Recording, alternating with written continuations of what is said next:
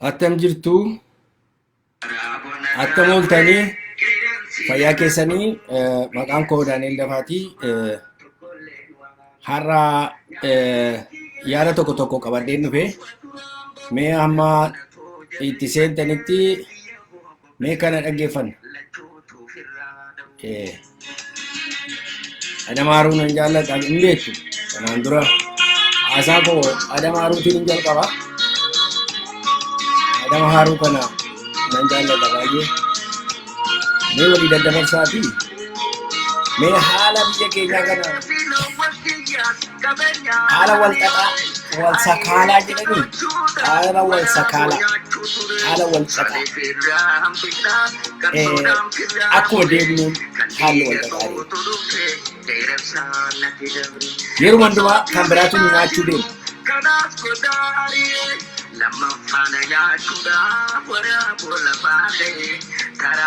Karaan koo geesse jedhee.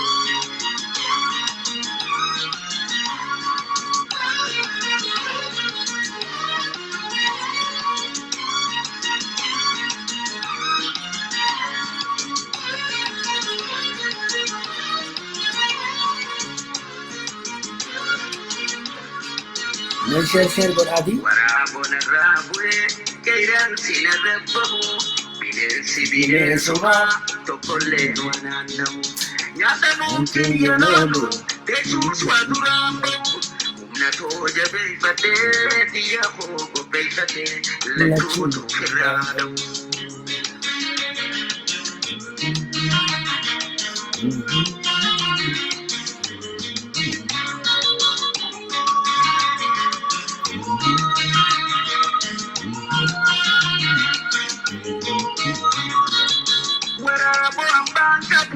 Lundoma fide sulle kallolle ni ranaptu chapsenya talafille beran sidi gatute utte lafatti darba shagi bilen sasani nyata kahafte hamba kabenya kotu kumun isande kuto kuman walirras wayan tabu bilen sidi suma wanasu kabanama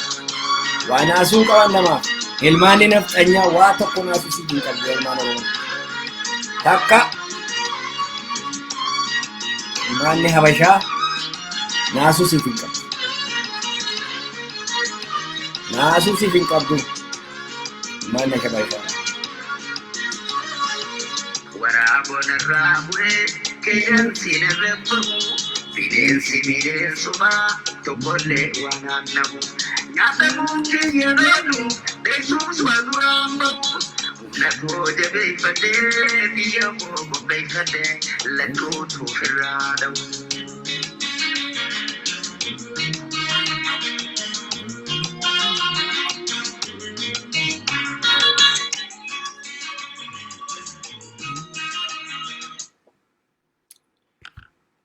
Galata guddaa qabdu.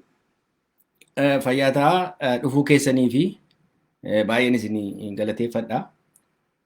Haa ta'u malee haalli biyya keenya keessa jiru si'a baay'ee yeroo ilaallu waan nama rifaasisu fakkaata. Maaliif yeroo biyyi keessaa danfee ka'ee ho'ee ala kanaa ho'ee lolli fi aadannoonii fi maaloon kun wal duukaa ka'ee iyyamu waan moo'icha bira geenye nutti fakkaata. Waan harkaan qabuu geenye nutti fakkaata. Garuu harkaan qabachuudhaaf moo'icha bira ga'uudhaaf tuulii barbaachisutu jira. Meeshaa barbaachisu jira. Jaarmaa barbaachisu jira. Humna barbaachisu jira. Risoorsii barbaachisu jira. Sana hundumaaf qophiidha Oromoon. Mee Oromoon kun garamitti adeema? Garamitti adeemaa jira? Isa jedhuun ilaaluu barbaada. Kana jechuu kootiif dura viidiyoon kanaan dura agarsiisaa ture tokkoon isin yaadachiisuu barbaada. Biyyi guddaan tokko attamitti bade? Palestaayiniin kan fakkaatu kan ijoolleen isaanii qumbula boombii ofitti naqatanii dhaqanii lubbuu isaanii dabarsaniif tokko. Kani geggeessaan dhaaba isaanii achi keessatti rukutamu. Kan gubbaadha asii gadi naapaaliin gaditti roobu. Akkamittiinitu biyyi isaanii utuma isaan ilaalanii diigamaa deemu. Onnee dhabuudha. Ijoollee Palestaayinii waa'ee onnee gaafachuu hin dandeessa. No. Janna fiingeedha ijoolleen Palestaayin. Maal dhabanire? Tuuliin ittiin successfully ta'an maayin? Maal kan isaan? What is missing here? Maaltu misii godha? Sana keessa. Mee waa tokkoon isinitti agarsiisa.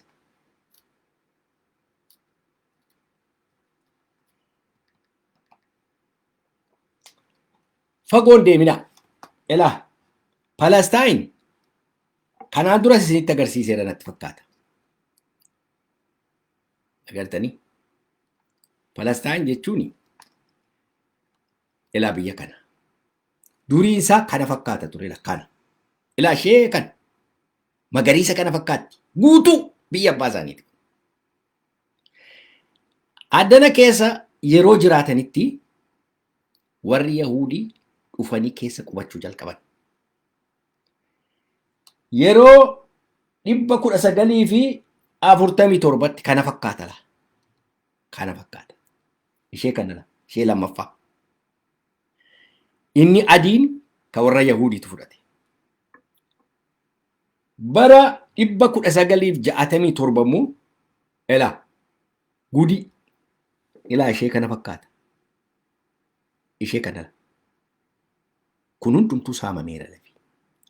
Har'a 2020tti meeshee kanan isinitti agarsiisuu barbaada. Isa 2020 kana. Elaa isa 2020 dha ilaala. Kan biraa dhiisaati. 2020tti hidda isheen rakkise wanti kun. 2020tti kunootti gaa. Ilmaan Oromoo gudii keessan ilaala. Kana fakkaata. Ishee kana la. Ishee kana fakkaata. Kun hundumti isaa warra Yahudiitu fudhate. 2020 jechuun egaa agartanii kana jechuudha. Agartu 2020. 15% tafe. Persentii 15 tafe Palestaayin. Maaliif akka ta'e? Jarri kuni hiriira dhaabaniiru. Namni akka isaanii irratti akka Palestaayin hiriira bahe addunyaa irra jiru. Ija keessaniin argaa ooltu. Namni akka isaanii hiriira bahe, namni akka isaanii harka duwwaa lolee, namni harka isaanii lubbuu isaanii dabarsee hin jiru. Ija keessaniin argaa jirtu. Namni akka isaanii hojjetee hin jiru. Garuu akkamittiinitu akkas foncolamee ilaa isheen kun Gazaa jedhamti ishee xiqqoon kun. Ishee xiqqoon kun Gazaadha. Kun ilaa kun Gazaa jedhamti. Inni kun garuu horfamee West Bank ni jedhanii dhumeera. Maaliif? Sanaan isin agarsiisuu barbaade gaara. Kanaan duras isin yaadachiisuun barbaada.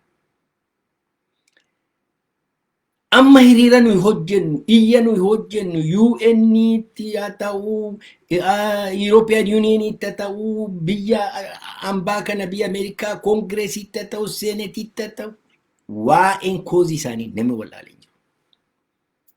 Garuu West Bankiin guyyaadhaa guyyaatti liqinfamaa doozeriidhaan diigamaa deemu. Maaliif? Waan misii godhan qabu. Kanaafanii isheen Gazaa jedhamtu kun kophaatti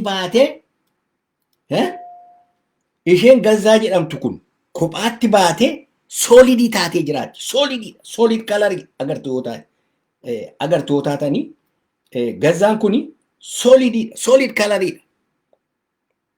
gazzaan kun garuu horfamee dhume kun akka jirutti West Bank kanan isin agarsiisa dhaggeeffadhaa dhuguma kuni tiiriidha histiriidha wajjin wal qabateetu analysisidha isirra xiqqoo ishee waa'ee emotionally waan nama kakaasu baay'ee hin qabu kanaafi suutumaadhaan dhaggeeffadhaa maaliif beektu yeroo jalqaba biyya Palestaayiniitti warri Yahudii dhaqanii qubachuu jalqabanii warri Palestaayinii birrii Raashaadha, Awurooppaadha, Ameerikaadha guuranii gaafa isaan dhaqanii warri Palestaayinii kuni dhimma iyyuu hin godhanne akka Oromoo Finfinnee naannaa Finfinnee jiru jechuudha. Lafa kana har'a yoo lafa koo fi mana koo gurgure birrii baay'een kiisii kaadha. Achi ceetaniini kan namaa kiraa fudhadha.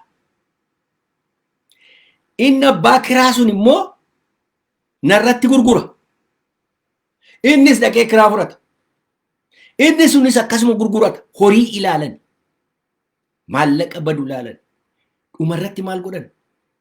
Utuma achi keessaa bitanii qubataniitu kaampii wattaaddaraa ijaarrachuu jalqaban. Isa booddee gaafa lolli ka'u Palestiinaaniin hoomlesii ta'e mana dhabeetu Joordaanii fi Ijiptitti baqachuutti ka'e. Akkuma jirutti fudhatan. Jaarmaan PLO'n ka'e. Arab naashinaalistiin yeroo sana ka'ee Egyptianiin kuni maal jedhaa Gamaal Abdannaasir kan jedhamu Egypt liideriin kuni baay'ee yaale tokkoffaa akka isaan lafa isaanii hin gurgurre. Hin iyye warra addanaa kuni ittiin jedhanii hin dide. Hin dadhabe. Araba kana mobilaayizii godhee Palestaayiniin gargaarra jedhee loluu jalqabe hin dandeenye. Hin ajjeesan tokkichumaan. Eenyutu ajjeesa? Arabumatti bitamee ajjeesa. Gudiiduma. Maal jedhe Gamaal Abdannaasir? Afaan Arabaatiin ittafaqna an laa nuttafiqu jedhe. Ittafaqna an laa nuttafiqu jedhe. Maal jechuudha? We agree to disagree jedhe. Hamma yaaleetu akka walii hin galle walii galle jedhe. Akka walii hin galle walii galle. We agree to disagree jedhe. Ittafaqna an laa nuttafiqu jedhe. Maannigaa maal jechuudha kun? Tokkoffaa ummati Arabaa naannaa sana qubatanii waliin galle. Tokko ta'uu dadhaban. Inni kun dhaqee gurgurama. Inni kun achi dhaqa. Inni kun wal harkisu. Yaadi isaanii tokko miti. Faca'aadha. Dhaaba garaagaraatiin hin bitamu. Akkasittiin kufan. PLO'n Yaasir Arafaat yeroo dhaabu hamma danda'e walitti qabee yaalee ture. Hin danda'amne. Concession after concession hin kenne, lafa isaas kenne, saba isaas kenne, hin yaale. Maaliifi biyya tokko, mootummaa tokko dhaabbachuudhaaf baay'ee yaale. Hin dandeenye. Hin dandeenye. Haadhuma isaa dadhabe. Isa booddee innis hin du'e. Eenyu har'a dhaaba sana maaltu Gazzaa akkasittiin jedhama. West Bankitti horfee cicciree fixee Gazzaan kophaa isheetti akkasittiin soolidii taatee teessi. Biyyi West Bank jedhan kun egaa kan geggeessaa jiru Fattaa kan jedhamu dhaaba jaarmiyaa Fattaa jedhamu geggeeffamaa jira. Eenyu kan dura taa'u? Abbaas jedhama. Mee uummata Oromoo kana ilaalaga. Jaarmiyaa egaa tuulii ittiin biyya tokko fudhattu jaarmiyaadha. Jaarmiyaadha waraana. Dhaafi jaarmiyaadha. Jaarmiyaa cimaa qabaattee, waraana cimaa qabaattee, dippiloomaasii hojjettaa yoo hidhattee biyya kee fudhatta. Amma Fattaan kuni Abbaasi warra Westiitu bitate. Itti aanaa isaa warra Yahudii bitate. Sadaffaa isaa warra Saudi Arabiyaa bitate. Arfaffaa isaa immoo kan biraa bitate abbaa bitate iyyuu hundumti isaanii gurguramtu nagadamtu. Osoo warri mootummaa West Baankii maqaadhaaf jedhamu sun achi jiruutu utuu isaan qawwee baatanii deemaniitu warri Yahudii dhufanii halkan mana Palestiniyaanii itti diiganii doozeriidhaan jissanii ijoollee isaanii keessaa ari'u. Achi dhaabatu bara. Utuu abbaa manaa fi haadha manaan taa'anii laaqana nyaatanii dhufanii mana isaanii diigu. Dhaabicha bara. Jaarmaa sanaan bara kan kana gochaa jiru. Bitamanii hundi isaanii. Kanan isinii ibsu barbaade. Yeroo dhattanii Gazzaa dhattanii Gazzaan kuni xiqqoodha, solidiidha. Ilmoon Yahudii tokko sekendii tokkoo fi istriitii Gazzaa irra deemuu hin dandeessu. Dead fish. Dead fishidha. Hin deeman. Maaliifi jaarmaa solidii ta'e Hamaas kan jedhamu hanniyyaadhaan kan geggeeffamu baay'ee jabaa kan ta'e qaba. Jarri kun gargar citaniiru. Roophilaadhaan iyyuu faqaada eeyyama Israa'el duwwaadhaan wal argu. Roophilaadhaan wal arguu hin danda'an. Hadiidhaan wal arguu, baaburaan wal arguu hin danda'an. Atubuusiidhaan wal arguu hin danda'an jarri kun. Biyya tokkotu gargar cite bara. Uummata akkasittiin jiraatudha jedhu. Isin sodaachisuudhaan miti. Mee kottaa gara keenyatti deebina. Kana example biyyi tokko hammam yoo hojjete, hammam yoo du'e, hammam yoo iyye, hammam waan barbaade yoo godhe jaarmaa hin qabu taanaan gatiidhuma qabu. Har'a kanan isin barsiisuu dhufe. Mee West Baankii ilaalaa, Gazzaa ilaalaa. Amma warri Gazzaadha meeshaa qabu, jaarmaa qabu.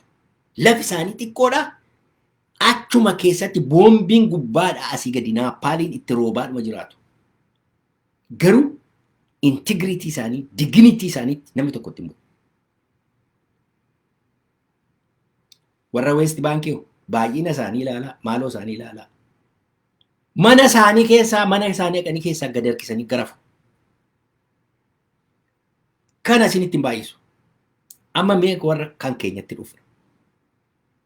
Exactly koppii sana gochuudhaaf deemaa jirti naftanyaan. Tokkoffaa lafa Finfinnee kana Oromoonis itti gurgurate. Oromoo inni biyya kanaa dhaqee hirate eenyutti gurgure? Kan horii qabu warra Habashaa, warra Naftanyaa, warra Uraagee, warra Maaloo, warra Amaaraa, warra Tigireedha. Isaanitti dhaqee lafa fudhatee ofii isaatii investii irratti gochuurra jiratti gurguratee deebi'ee addanaa mana bitata. Ilaala kiraayimii hammana ga'u walirratti hojjetaa ture. Isa duwwaa miti. Uummata Oromoo achi keessa jiru gowwoomsanii irraa bitanii ishee kaan dhaanii ajjeesanii ishee kaan maal godhanii ishee kaan garba godhatanii irraa ari'anii lafa san osuma bal'isanii Finfinneen irraa maalitti adeemaa jira? Karaa gubbaa warri Manzeedha, karaa gajjallaa warra Dabuubiitii wajjin wal argeera. Almost wanta hin jiru bara. Adaamaan kan keenya jechuutti kaan. Maal jechuudha kun? Akkuma West Baankii fi akka Gazzaa garaagar kutanii East Oromiyaa, West Oromiyaa jechuudhaaf wanta akka wanta isaan hafeen jiru. Dhumateera. Pilaaniin kuni eenyu gorsaa isinitti mun barbaadu baasaa. Isinuu beektu. So Oromoon har'a akkasitti dhaabatee biyya kana lamaa akkasitti walitti hodhee jaarmaan kana walitti hodhu jira Oromoo bira. Akka kun gargar hin cinne gidduu kana diina ari'ee akkasitti walitti deebisee hodhee nagaa Oromoof tasgabbii Oromoo eegee biyya tokko uumuu kan danda'u har'a jira Oromoo keessa. Gaaffii kana isinii fannisa. Garuu jaarmota jiranitti hin bubbu'uu barbaada. Har'a amma kaampii Oromootti isin geessa. Dhiisaa warra Palestiinaanii booddeetti deebina. Kaampii Oromoo kottaa. Kaampii Oromoo keessa yeroo dhuftanii Oromoonii tokko waboo jala jira. Guruupiin tokko dhaaba foonii ta'e tokko dhaaba walitti guuramee mootummaa jala gale. Dhaaba homaayyuun ta'een duwwaa akka fattaa wayii tokkotu jira. Isa jala tuulamee jira. Jarri kuni maaliidha? OBP, ODF, maaloo OLF sadeen gadda galee gullalleedha irraa caffatee baqatee achi keessaa exception namni alatti fedhe Daawud Duwwaadha. Warri kan biraan hidhamanii warri kan biraan hidhaatti hafanii warri kan biraan EPP itti dabalamanii warri kun hundumtuu irxibaanii warra firifaarii funaannatu beeta mangistii jalaa OEPP dha. Oromoo EPP dha hundi isaanii. Amma jara kana cafaqee iddoo tokkotti fiduu barbaadaa jira. Lekki akka West Baankii sana fattaa Oromoo uumuu barbaadaa jira namichi. Fattaa Oromoo already uummateera. Fattaan Oromoo jira jechuudha. Fattaan Oromoo kun eenyu? Warra kotota amma biyya keessatti galtee harka laatti EPP harka laatti kun hundumti isaanii Habashaadhaaf hojjetu. Achi jala firfaarii funaannatu, achi jalatti galu, achi isaan jala kadhatanii isaaniin jiraatu. Warri kun hundi isaanii egaa fattaa Oromootu uumamee jechuudha. Tokkoffaa maal jetti Amaarri yaa hiyyaa baal kajibaa asxilim jetti. Yaa hiyyaa baal abbaa manaa harreeni haadha manaa isaa waraabessa irraa oolchuu hin danda'u. Maali waraabessi isa si nyaata kan? Kanaafi Oromoodhaaf jarri kun faayidaa qabu. Zero. Homa tokko gochuu hin danda'an. Kanaafi Oromoon already gara isaanii iyyuu ilaaluu dhiiseera. Maaliifi osoo isaan achi taa'anii wal guuranii inni kaanii PP'tti galee gammadee faa kolfu. Utuu isaan achi nammanii taa'aniitu Oromoo hammi kun lafarratti duguugamaa jira. Inumayyuu cabcabaadhaan sirbanii kunoo PP'tti dabalamnee mootummaa wajjin hojjenna jedhaniitu dhaaba diiganii itti galu. Qaaniin hin jiru kaa. Businessii money works. Durumayyuu jirra akkasii kan isaan dhufanii dhaaba kanatti kan isaan dabalamanii maallaqaaf malee tasa takka saba isaaniitiif akka hin taane dhumarratti himatan. Dhumarratti ibsan egaa. Tokko waboodha. Tokko OEPP kun Oromoo EPP jechuudha. Kanuma Habashaati jechuudha. Nafxanyaatu organizii godhati jira. Isaan achi jiru. Kan biraan immoo groupiin Oromoonni kan biraan immoo warra peaceful resistance nagaadhaan wal'aansoo qabna warra jedhu kan Baqqaleefaa, kan Jawaarfaa, kan Mararaafaa groupii sana jala kan jiru. Isaan kun egaa gruppiin Mararaafaa kuni kanin itti dabaluu barbaadu jira kana warra federaalisti warra jedhamanii warra profeesaroota maaloo ala kanaa dubbatanii isaanis garuma sanatti peaceful resistanceedhaanii iyyuudhaanii dubartii gadi yaasanii karaarra yaasuudhaan ijoollee karaarra yaasuudhaan maaloodhaanii hin arganna lafa geenyu sana bira hin geenyaa jechaa jiru. Isa gaaffii inni guddaan. Eenyu amma gaa biyyi peaceful resistanceedhaan argatee eenyu? Kan nama nyaataa ilmaan Habashaa akkasii nafxanyaa qawwee duwwaatti amanu kan ofirraa ari'ee eenyu? Ariiteewoo nafxanyaa kan ariiteewoo maal goota? Egaa amma tuulii sanatu dhufa. Tuulii barbaachisu dhufa. Tokkoffaa Oromoo kana hundumaa akka walitti fidu solidii kan ta'e organizationii jira. Underground yoo jiraate malee amma waan hin beekun qabu hin jiru. Diplomaasii kan hojjetu jira hin beeku. Kan jiru iyyanna gruupiidhumaan gadi ba'anii iyyata dhiyeeffachuudha. Hamma ammaatti hin jiru.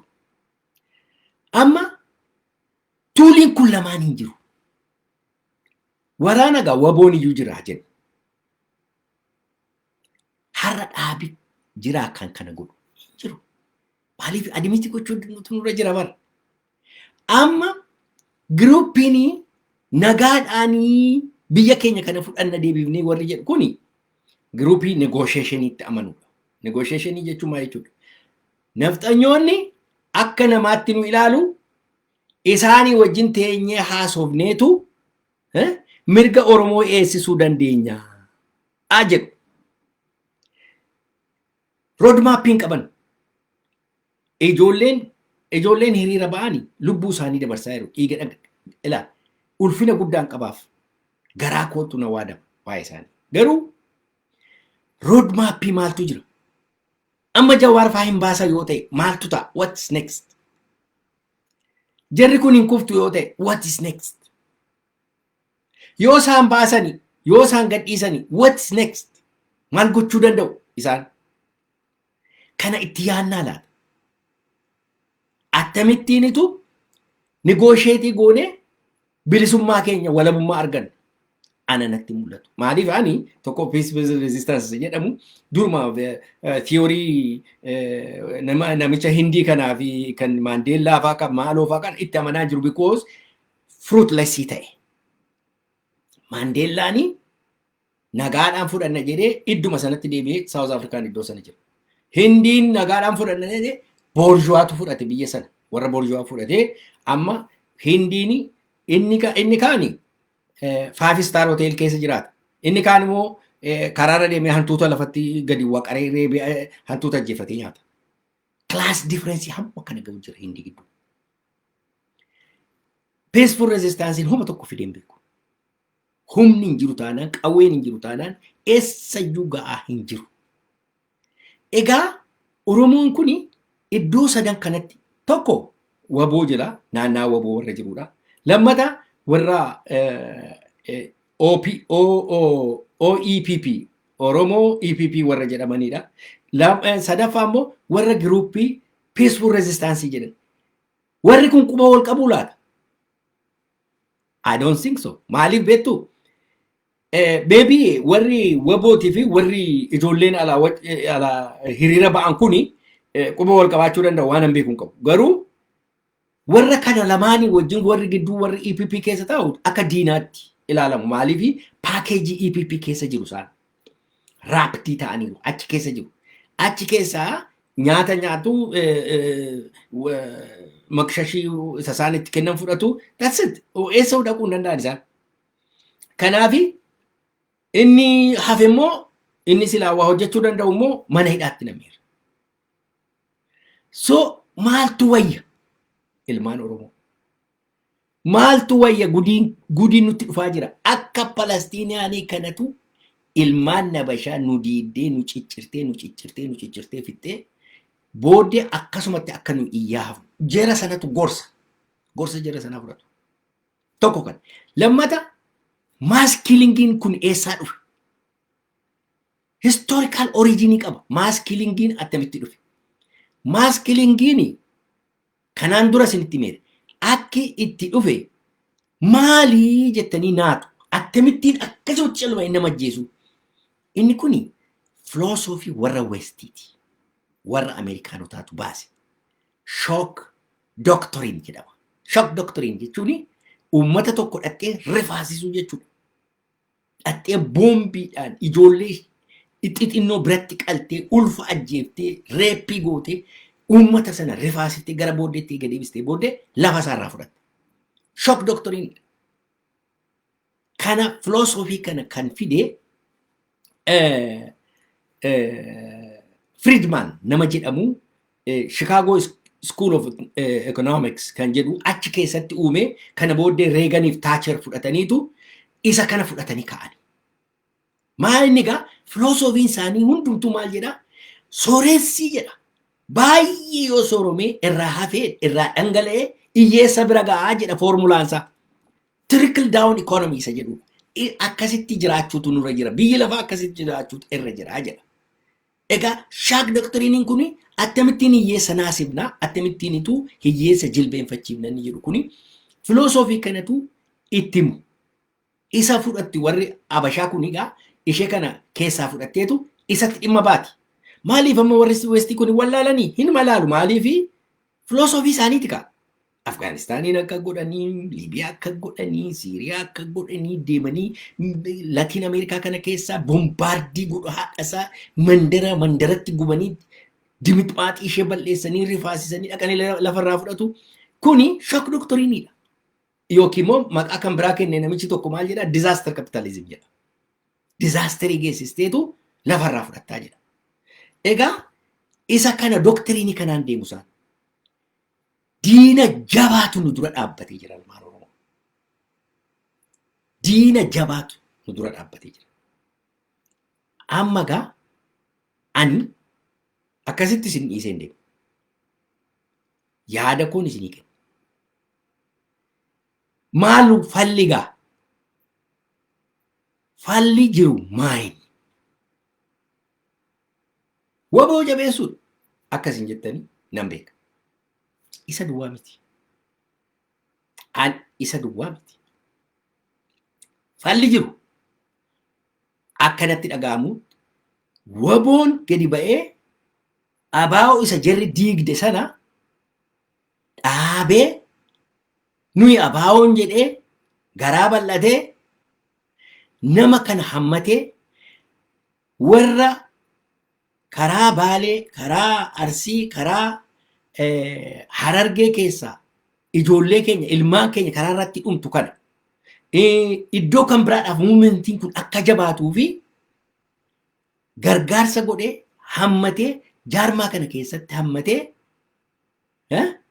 jaarmaa cimaa tokko ijaaree achi as ba'uu danda'uu qaba. Maaliif qawween jira gaa poolitikaan jira jechuudha. Ummati Oromoo kuni koozii tokkoof dhumu. Wabooni Wallagga keessa, Gujii keessa, Boorana keessa, Walloodhaa fi Shawaa Kaabaa keessa inni jiru. Walabummaadhaaf lola. Har'a Daaroo Labuu irratti ilmi Oromoo inni du'u. Baalee Roobee keessatti kan du'u. Asalla keessatti kan du'u. Oromiyaadhaaf du'aa jira. Koozii tokkoof dhumaa jira namni kun, sabi kun.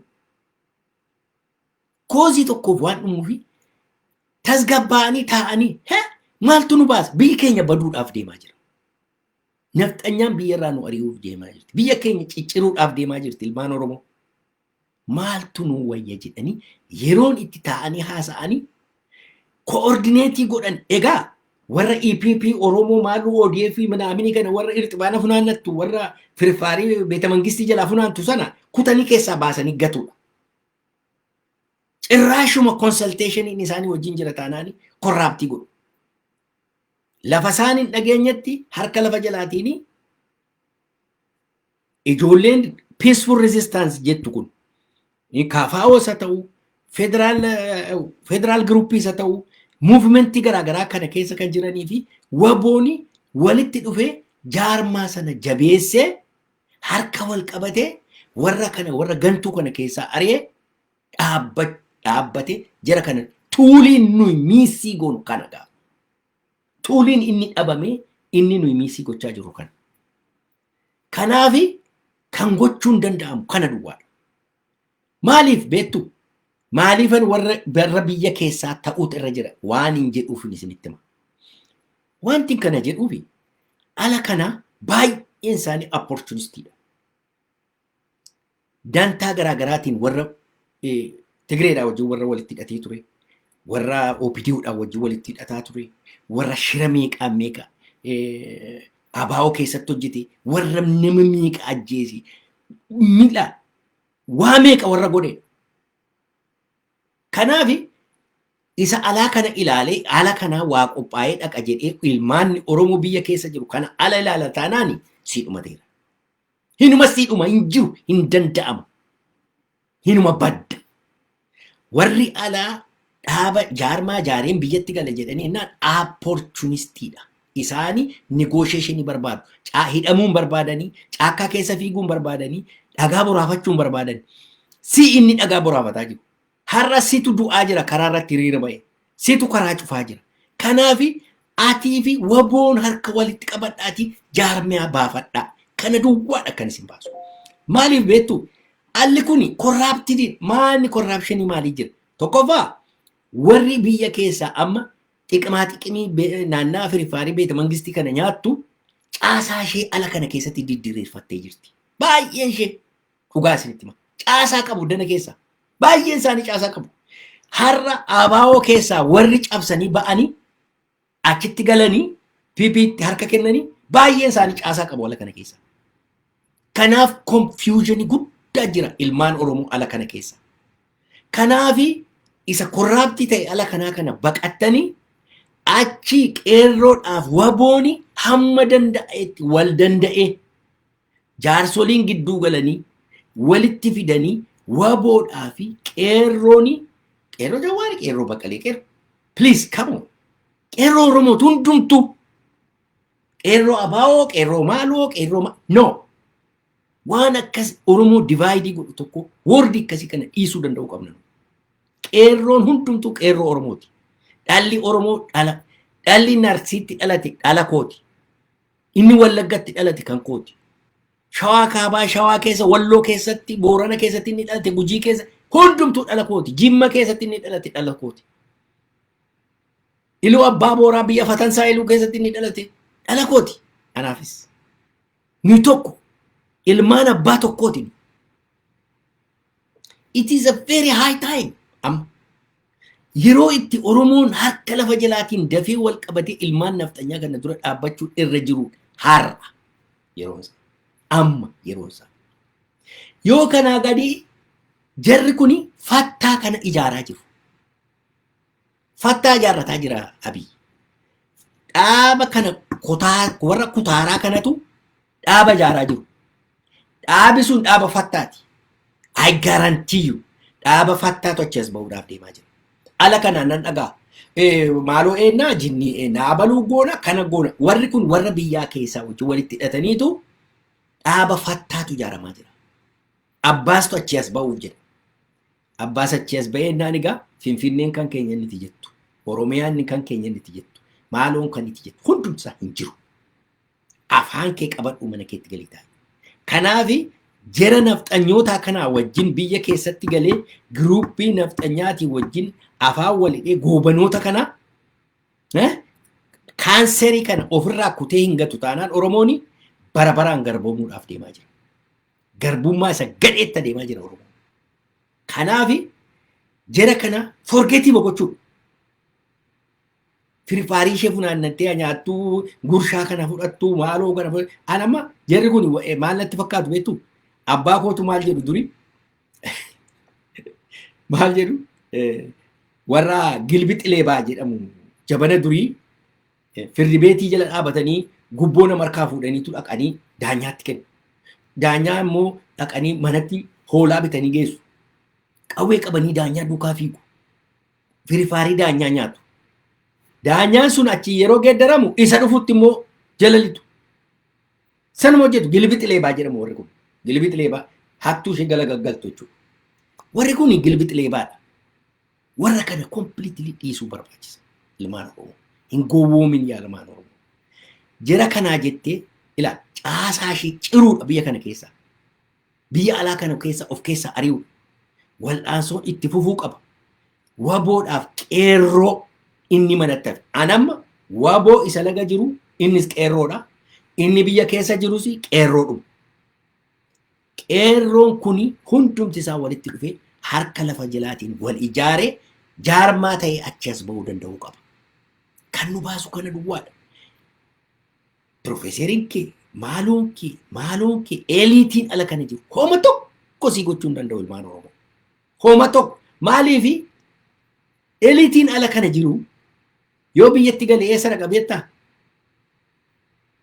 aeropilaaniidhaanitu xiyyaaraan dhaqee booleetti bu'ee kiraabaatii isaa kaa'atee hiltaniin gala yoo isaan didanoo tikeetii raawun tikeetii bitatee xoop aeropilaanii keessatti ba'a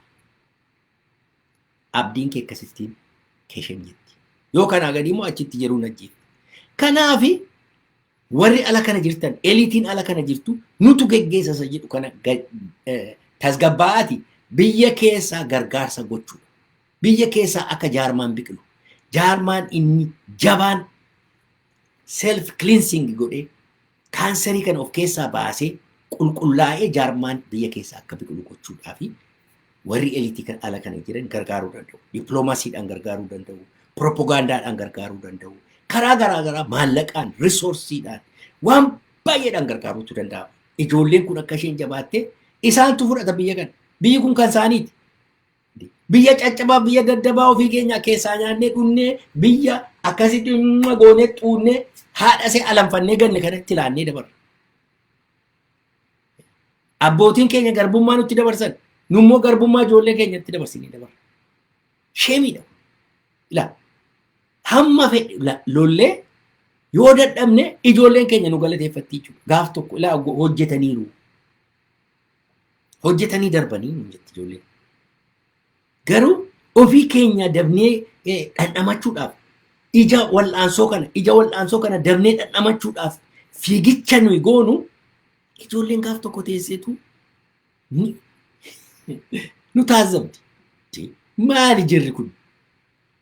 Akkamittiin dhaqanii nafxanyaadhaan wajjin nafxanyaatti harka kennan. Warri sun maqaa isaanii jireenya isaanii balleessanii horiidhaan of giddaranii. Kanan isiniin jedha ilmaan Oromoo. Wanti gochuun nurra jiru tuulii isa dhabne kana, jaarmaa isa dhabne kana, jaarmaa isa dhabame isa misii godhu, isa har'a dhaqee nafxanyaarraa fudhatee Finfinnee fudhachuu danda'u. Maaliifi Oromoo wal fixuuf jedha booddee peejii tokkorran ta'u taanaan achitti namni dura taa'u hin jiru, namni achi dhaqu hin jiru, namni iddoo kana galu hin jiru. Waliin isaan beekamu. Itti nammanii isa kaan amantiidhaan, isa kaan gandaan, maaloodhaan summii gidduutti facaasu. So ammaa kaafne gaappii jiru sana cufaa deemuu danda'u nurra jira. Jabaadhaa himmoon ilaa yeroo hundumaa kan inni isin jedhu Oromoon mootummaa mataa isaatii ijaarratu malee negoosheetii gochuu hin danda'u. Eenyu wajjin iyyuu hin danda'amuudha.